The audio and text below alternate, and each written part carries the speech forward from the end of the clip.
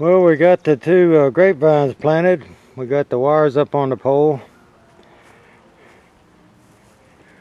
These are 8-inch eye bolts, U-bolts.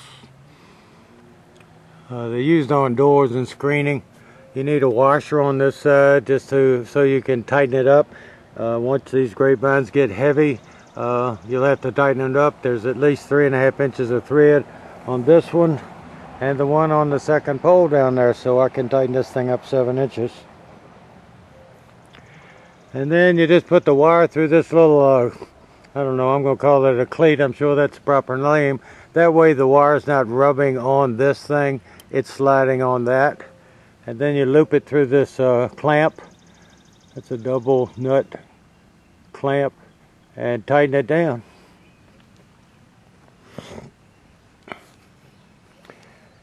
And since I'm running this 8 feet apart, I just drilled a hole through that and ran the cable through.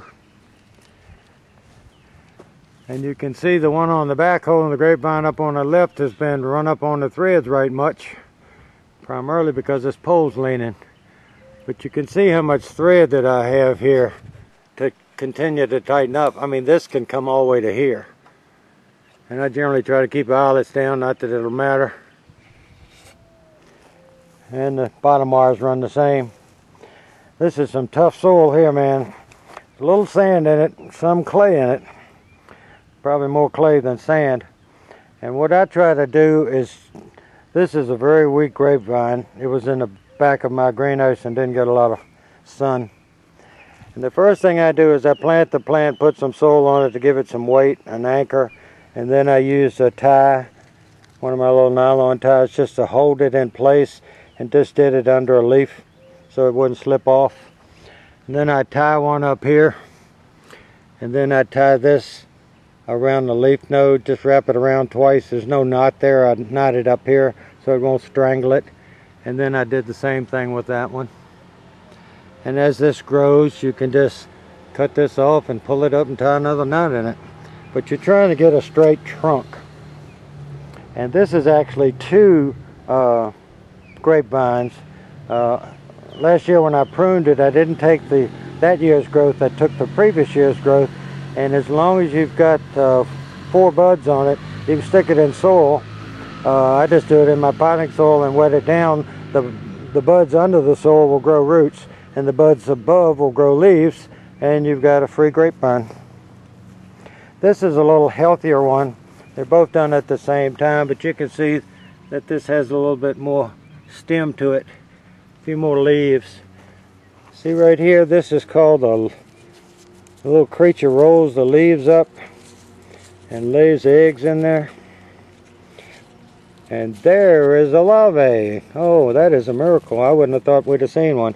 That's what comes out of it, and that will eat your grapevines. And he's going on the ground, and he's not going to have anything to eat. I've been unrolling these, and I generally do it with a hose and unroll them and wash all the eggs off. They roll it up so birds and things won't eat them. That I can't believe it. That thing had a live caterpillar stage worm under it. And that's how hard this soil is. That's at the base of that hole. See, there's a little bit of sand in it because you can break it up. If it was clay, total clay, it wouldn't break up like that. But when we dug these post holes about 20 inches, it wasn't that hard to dig down, and we realized there was a little more sand here. The sand is anywhere from 4 feet under the surface to 21 feet. That's why there's a septic tank perking problem down here.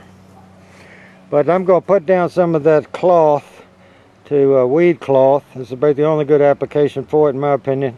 In beds, it just kills all the soil underneath the cloth. And then I'm going to put some compost on top of it. And then we'll have to weed it, because you can see the pile of wiregrass I got there, and one down there by that pole. So that's all I'm going to tell you about my grapes for today. Thanks for watching.